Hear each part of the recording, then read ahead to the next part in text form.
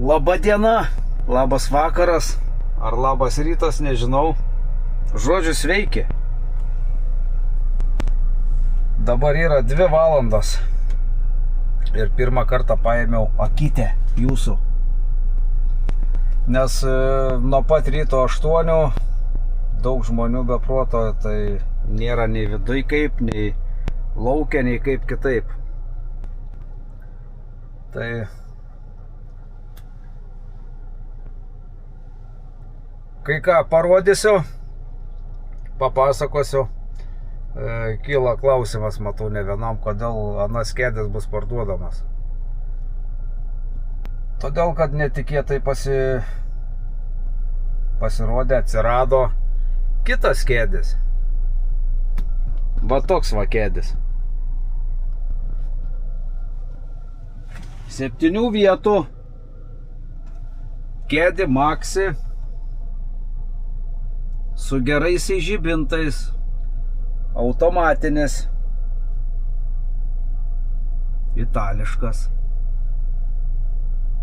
kuriam galioja dar gamyklinė garantija. Taip, pirkau apžiūrėjęs 3 minutės, praktiškai iš nuotraukų. Ir su šiokiom tokiom ligom, kurias jau keletą pašalinau, bet dar ne iki galo. Gali vienas rankinio suportas, jis veikia, bet nemato padėties, dėl kurio lempukų mirksi, va. Jis atsileidžia, jis užsitraukia, viskas okei, bet nemato padėties. Jis mato padėtį įjungto rankinio. Ta prasme, kad užtrauktas rankinis. Ir šituo mašinom man buvo pačiam įdomu. Yra visai nauja sistema. Volkswagenas jau diegė nuo 24 metų, diegė sistemą, kur tu kapoto nepradaręs negali ištrinti, nuvalyti klaidų. Daug dalykų negali daryti, jeigu nori kažką daryti, turi išsipirkti. Ir tau duoda Volkswagenas 50 minučių, lygiai 50 minučių pasitvarkymai. Klaidų programavimo pakeitimam. O šitą negalvodamas, nes tokių kėdžių dar pardavime naudotų kaip ir nėra. Ir su IQ žibintais kėdžių Lietuvoje aplamai nelabai kažkas užsakinėja, kad būtų gale pilnai LED, prieki pilnai LED, daug ledukų, kurie laksto. Taip, per 1,5 metų, sakykim, automobilis nuvažiavęs yra 240 000. Tai kas gaunas? Po 700 km į dieną. Taip, 700. Tai jeigu vieną dieną nevažiavo, porą dienų nevažiavo, tai patys suprantat. Ir nežinau, baimės jokios nebuvo, viskas yra padaroma, viskas yra sutvarkoma, pats suprantu, kad mašina nenauja ir dar tiek pravažiuota, bet aišku, važiavimas čia buvo trasoj, nuolatinis, o ne mieste gazas stabdis, todėl praktiškai jis visas yra dar originalus. Originalių kėbulų, gal bamperis, matau, užsieniečių padažytas, bet šiaip, jo. Kokie atsiliepimai? Anas kėdės daugiau nei 10 metų vyresnis, asfaltu važiuojant, su anuo kėdu ne taip, kaip su šituo. Su šituo vis tiek viskas ir tyliau, ir geriau, aišku, nerdyta, nedaryta nieko, visą tokį, kokį buvo nauja, nupirkta. Bet va, man patinka. Grindys plasmasinės, sėdynės lengvai valomos, 7 vietos. Gali, aišku, užlenktos dabar. Didelė bagažinė, jų nebėra, aukštesnių, žemesnių, mačiau, jie yra tik tai maxi ir ne maxi. Tai va, svajojau visada apie tą modelį nuo 21 berods metų. Bet kad bus čia to modelio dar faceliftas vadinamas, nu tai jau nesvajojau, tikrai nesapnavau, bet va, atsirado netikėtai. Tikėtai čia buvau klausęs vienų kitų, jeigu rasit, jeigu pamatysit kažką tokią, man įdomu tos visos sistemos, tarkim, va čia konsolė centrinė, viskas, ką matot. Daugiau nieko nėra. Čia užgesta viskas, tu neišildymų nieko nepareguliuosi. Šviesų konsolė, viskas ant vairo, distronikai ir visi kiti dalykai čia ir čia. Ten tik tai greičiai, kilometrai, kuras, AdBlue. Taip, AdBlue yra, viskas veikia, išskyrus tą vieną stabdžių suportą. Ir šitos sistemos naujos, ir mes jų neišvengsim, jau diegiamai daugelį mašinų. Vienas protas valdo visą mašiną ir visą tai tarpusavį susiję. Dėl stabdžių suporto galinio to kalibracijos, ar kaip ten pavadinto, gal kitą suportą reikia, nežinau. Jis juda, jis vaikšto, garsas yra, bet jis mato padėtį užtraukto rankinio. Tai va, bandysim, žiūrėsim, o čia yra 3 mygtukai. Stovėjimo meniu, čia tie parkavimo pagalbos, yra kamera, ekranas aukštos raiškos, nebe kvadratukais. Yra asistentai, yra klima, pasispaudi klimą, visi tau čia valdymai smart klimate. Pirmas, antras, Air Care.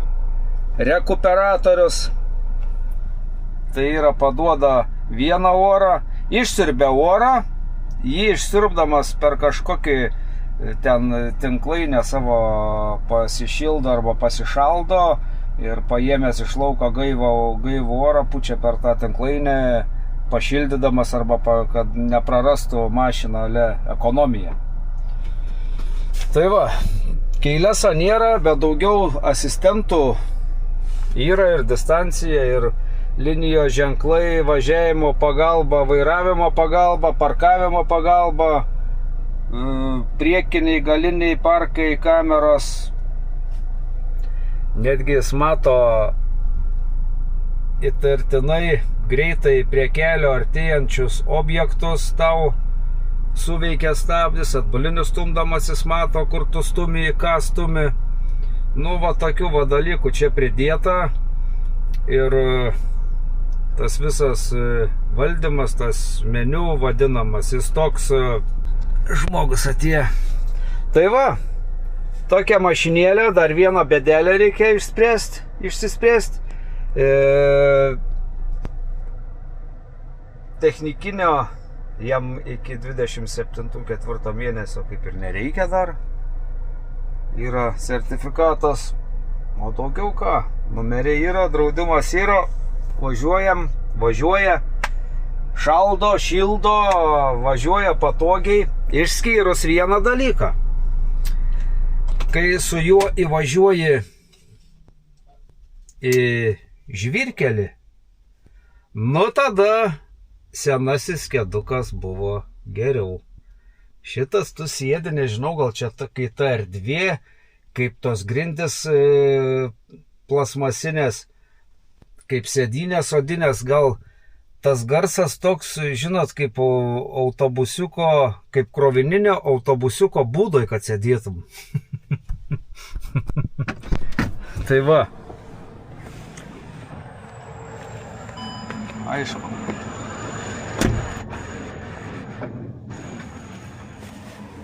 Čia jau man nepatinka.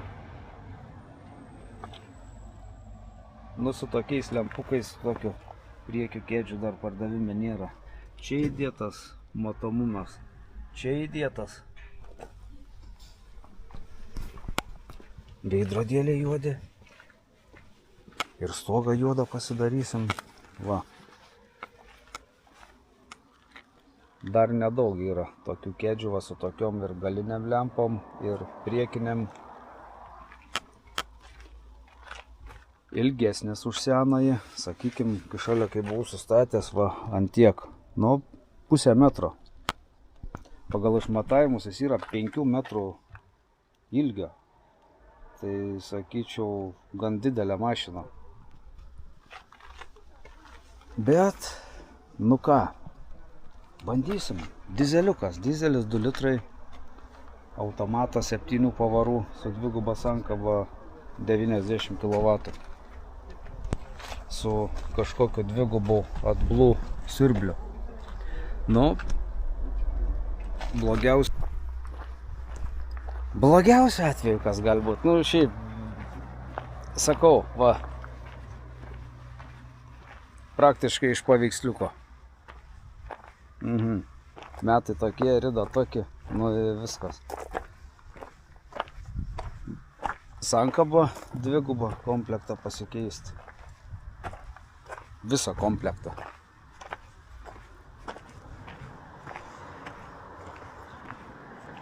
Filtrų sutvarkymas. Nu, nėra jokių klaidų ir regeneracija daryta, išbandyta. Parametrai pažiūrėti, čia studijavausi ir namuose ilgai sėdėjau ir čia. Ir su konsultacija internetinė. Nes kol nečiupinėtas daiktas dar su to kažkokia sistema nauja, kad per OBD 2 OM prisijungia susišneka. Šiaip su paprasta diagnostika, jeigu ne per tą eini, tai realiai klaidas matai, kurių negali ištrinti. Jos ale ištrini, bet jos vis tiek dega žaliai, kaip rašo neaktyvi, bet jin neišsivalo iš smegenų mašinos. Tai atsikapstėm po biškį, kad reikia pradaryti kapotą, kad įsijungtų servizo režimas, kapotą atsidarė. Ką bedarai va šitom va naujom 24 metų ir viršų būtina yra pradaryti, pakelti kapotą, kad automobilis galvoja, kad yra servizo režime. Kai kuriuom įjungti laisvą bėgį reikia. Ant parkingo, nei ant jokių nesąmonių kitokių metodų nėra. Tiesiog tu nieko ten nepakeisi ir ištrynus klaidas dar reikia išsaugoti tą. Ir tada va tik išsisaugo. Neužtenka vien ištryniau, viskas atsijungiau, važiuoju, ne. Tai va. Ir tą galinį suportą norėtos pramankštinti, protestuoti, nu, kad jis susitrauktų, atsileistų, to daryti negali, nes Volkswagen grupė mašinom tom va su ta sistema nauja yra užrakinus, turi mokėti pinigus, išsipirkti kažkokį leidimą, žetoną, kaip ir sakiau, 50 minučių, po 50 minučių sistema būn vėl locked. Įdomus daiktas, man pasinagrinėti ir visas tas sistemėlės naujos, man yra įdomu. Tai vat dabar turėsim kur studijuoti, žiūrėti, nes vis tiek tas ateity bus ir nežinau, gal ir yra. O Peugeot irgi ten su nauja jau sistema, su naujaja, kur vienas protas pas mašiną viską daro ir galvoja, o ne 38 blokai kiekvienose durelėse. Nebėra taip. Tai va. O pas mumis vyksta reikaliukai, vyksta. Tucsonas išvažiavo, hybridas samanų spalvos. Išvažiavo Passatukas, ten stovėjo juodas. X3 žmonės testuojas. Paskui Volkswagen Šaraną testuojas. Audi A5 4 durų testuojas. Veiklos turim. Nuo ryto lietus nulijo šiek tiek. O vėliau važiuosim į kaimą. Pažiūrėsim, kaip važiuoja tie dizeliukai 90 kW. Kol kas čia po vietą gerai, bet aš nuo namų iki darbo atvažiuoju, tai rodiklė nespėja dar, beje, kas į juos yra įdėtas papildomas elektrinis pašildymas automobiliui. Matyt, Volkswagenas pamatė, kad yra bėda su tais dalykais ir padarė tokį dalyką, gali įsijungti papildomą ir visą saloną dar šildo elektra. Aišku, aš žinau, sakysit, koks nesveiks, tiek praliekęs. Aš iš viso buvau nužiūrėjęs, norėjau va čia nusipirkti savo. Tas 21-22 metų kėdės toks, buvau radęs, yra skelbimuose su 800 000 rida. Variklis tas pats, greičių dėžė ta pati. Sakė, per tuos 800 000 pakeitėm 2 kartus sankabą ir tepalus keičiam kas 6 000. Žodžiu, juo važiuoja vairuotojai keistis į užsienį. Tai Prancūzija atgal Lietuvą keičia tepalus ir filtrą. Prancūzija Lietuva keičia tepalus ir filtrą. Ir pasakykit dabar, vat yra autopliusiai dėti.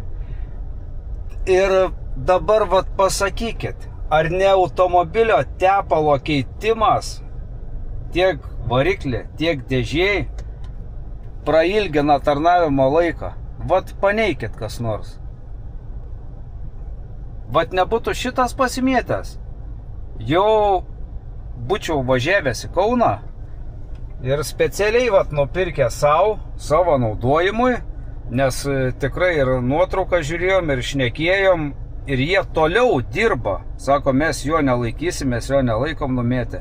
Jis važiuoja toliau, tai gali būt, sako, kol atvažiuosit, jis jau bus su didesnė rida. Tai laiko mašinos ar nelaiko? Ar tepimas yra svarbu, ar dulkių valymas mašinai? Nu, nežinau.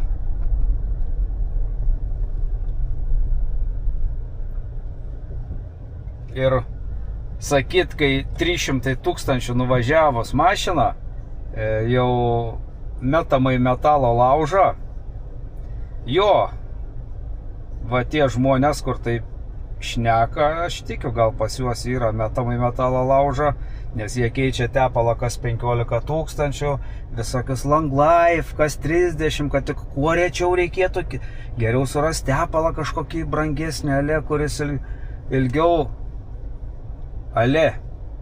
laiko, kad tik rečiau keisti reikėtų. Nu, kam save apgaudinėti? Kam save apgaudinėti? Gerai, o mes čia turime B klasės Mercedesą B180D. 1.5 dizeliukas, 8 kW, automatas, 192 rida ir kaina 6650. Reikia daryti nuotraukas.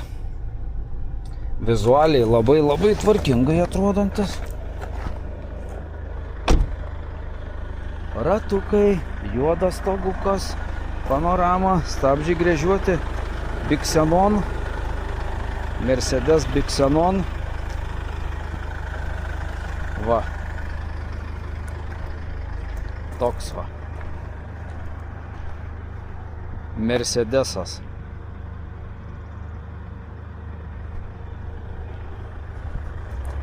Labai tinka moterims, bet subalansuotams ir vyrams. Nu va. Bežiukas baltas, 5008 GT išvažiavo. Šitą Audi A8. Jau viską pasidarėm, regitrai prisidavinėjom. Įgijimą pateiksim čia vietoj, padėsim žmonėm, kad nereiktų eilėse stovėti. Ir pirmi atvažiavę, pirmi išvažiuoja. Ir šitų mašinų, kas kiek kur važiavo kitur žiūrėti, nu šitą sakė, nu tikrai prižiūrėta jin tikrai prižiūrėta. Vieną dalyką, kai matau ten pasikeisti, vairuotojo pusės durų vyrių, viršutinės, lyg biškutį klibantis toks. Daugiau jin apart naudojimo žymių, jin tikrai iš techninės pusės su jie viskas yra gerai. Ir technikinis, ir visi kiti dalykai tvarkinga, nei padangos nenujiestos, kažkokios stabdžiai tvarkingi, lygus tiesus be palangių, po kapoto apdulkėję, bet visiškai sausa iš visų pusių.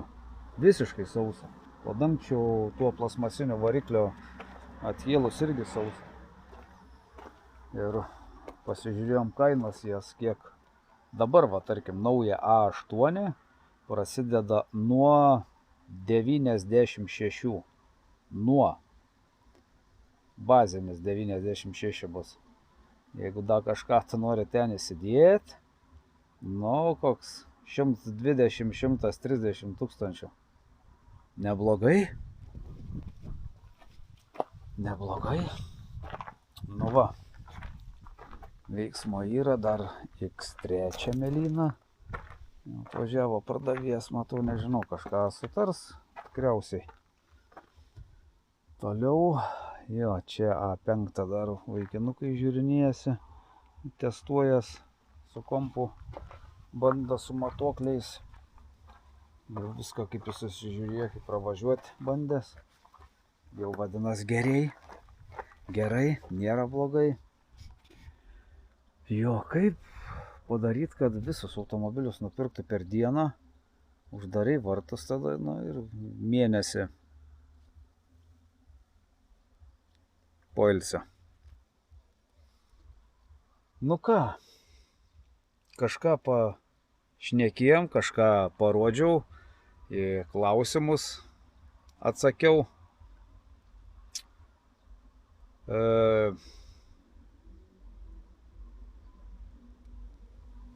Kaina ir kitus dalykus neturėtų būti įdomi, nes yra asmeniniai dalykai, asmeniniai reikalai.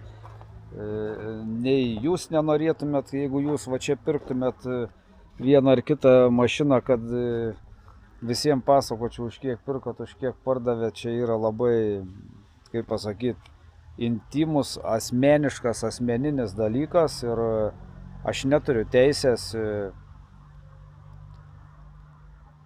to rodyti ar kaip, nu, nežinau, man atrodo, yra nekorektiška. Ir kitas dalykas, o koks skirtumas? Koks skirtumas? Nei kažkam nuo to geriau bus, nei kažkam nuo to blogiau bus. Aš parodau, kiek jos čia atvažiuoja, kiek kainuoja, kiek ta kaina sumažėja, jeigu neparsiduoda. Ir Jeigu labai kažkam įdomu, atvažiuokit čia gyvai, ne visiems, o čia va gyvai. Aš jums pasakysiu. Tikrai pasakysiu. Galėsiu parodyti. Gerai. Einam žiūrėti toliau.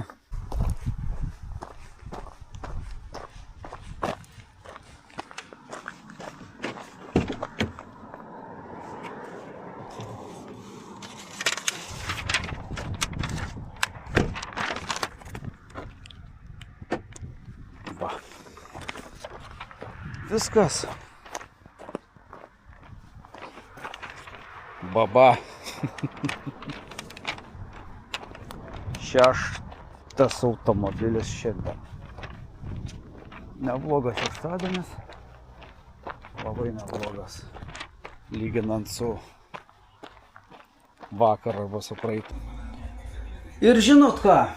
Tikriausiai jau šiandien baigsiu 4:30. Visi išvarė.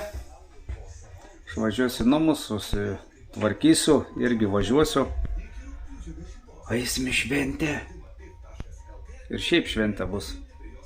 Lieksim gal iki kaimo, nežinau. Kažką tai paveiksim, kol gražus oras, reikia išnaudoti viską.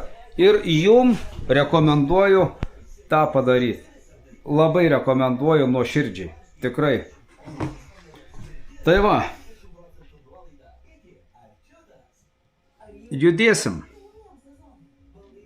Jo, dar einu Opel Corsica. Nesuprantu, moteriška, nebloga mašinikė. 74 000 rida. Su asistentais. Pilnai tvarkinga techniškai ir vizualiai mašinėlė. 3 cilindrai. Beje, gal net turėsim mašiną. Aš negalėjau pats patikėtuom, ką padarė vienas gamintojas. Įdėjo 2 cilindrų variklį. Jau 2! Mano sapnai pildosi, sakiau, kada mažėsim iki 1 cilindro. Sakiau. Tai va. Naujokas. Kai bus, žiūrėsim. Nieks nežino, kad suges kažkas. Tai faktas, nes visi automobiliai genda. Ir šiandien tiek. Mes susitiksim rytoj. O iš kur? Vat jau jūs pamatysit. Iki, bičiuliai, laikykitės. Gyvenkit čia ir dabar. Džiaukitės kiekvienu saulės spinduliu. Kiekvienu rytu prabudus. Gerkit viską, tik ne vandenį. Jeigu tik yra galimybė. Iki.